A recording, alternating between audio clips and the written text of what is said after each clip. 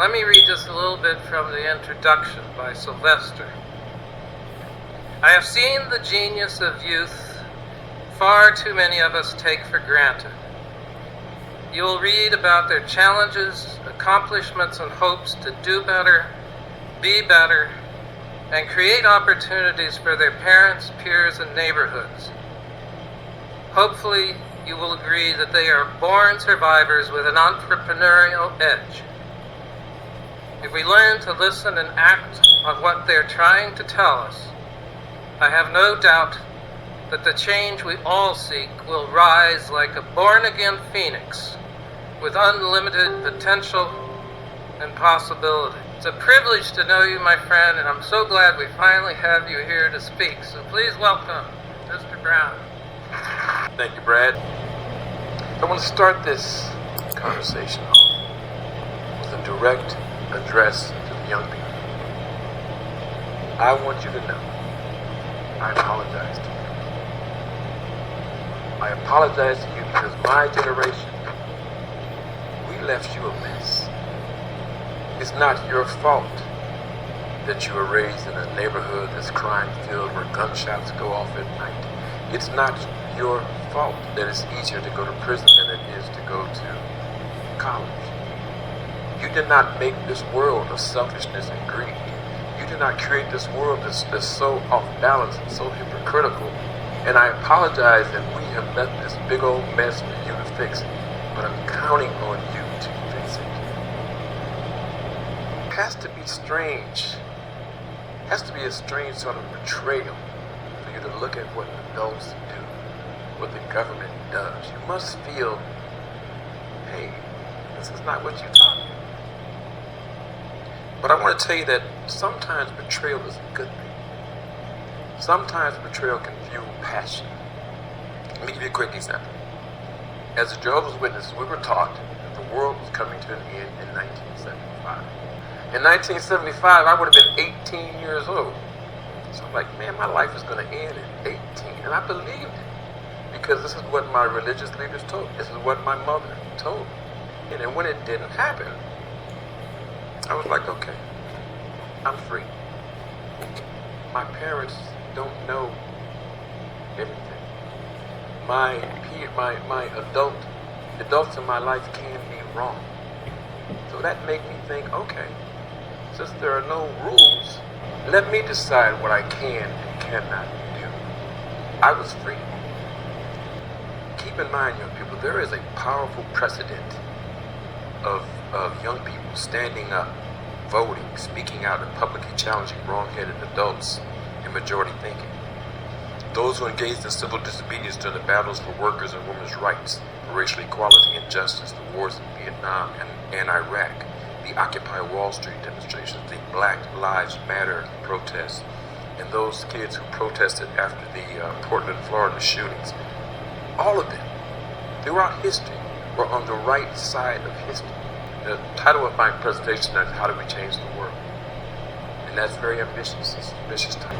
I've given into the notion that life is no accident. All my writing about African Americans, Black community, and our history had led me to one undeniable conclusion. African Americans will always be victims until they control their own environment. Until we control our schools, until we control our neighborhoods, until we control the economic flow within our neighborhoods, until we can offer jobs to our own kids.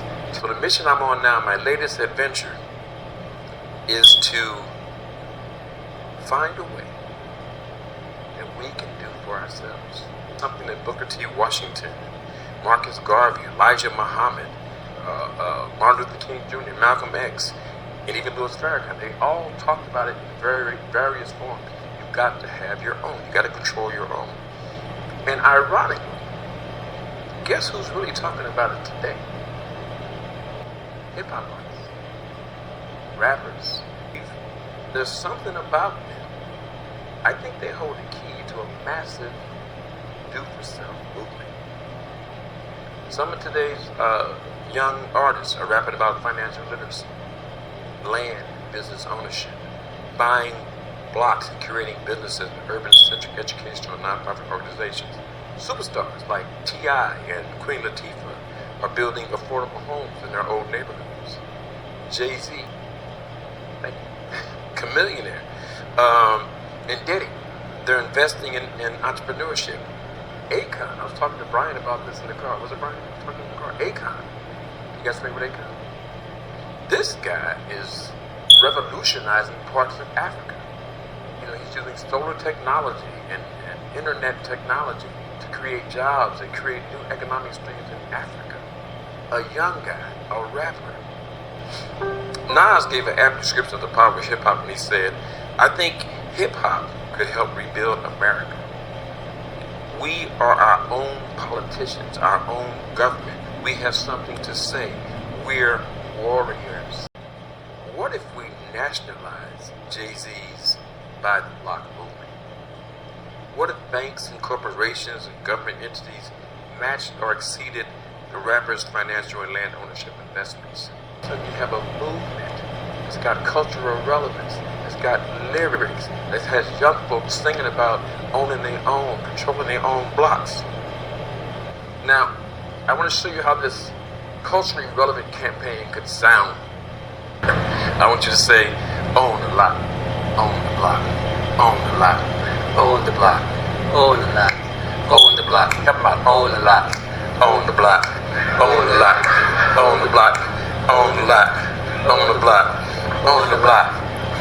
So we just have to keep doing it. We have a national, cultural, lyrical theme song, reinforcing signs, billboards, bumpers, stickers, and yard signs. Own the block, own the lot, own the block, Many money, the same money that we give to rich developers, already stable neighborhoods, so we give it to poor people to own the land, own the food, so the small citizens. Own the lot, own the block, own the lot, own the block. Soon when I see people, especially young people, owning their own food-producing lands, rehabbing homes that they own, coming communities with a vested interest in safety and economic security. Own the lot, own the block, own the block, own the block.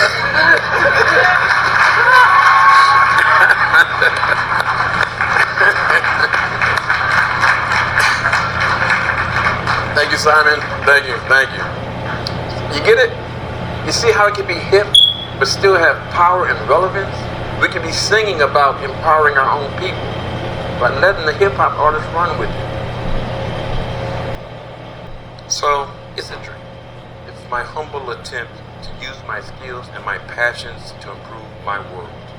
You too have the same gift, the same opportunity. Yes, these are chaotic, crazy, troubling times, but it won't be a Trump. It won't be a Bernie.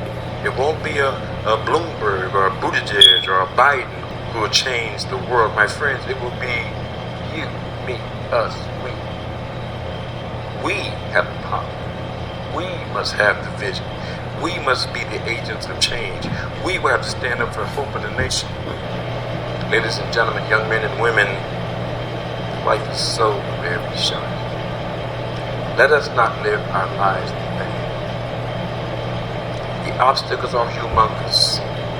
The odds are huge, and the struggle is hard. But we are here for a reason. We have the tools and the power and the resources to positively impact someone's lives. Together, you, me, us, we can change the world. Thank you. Okay. Well,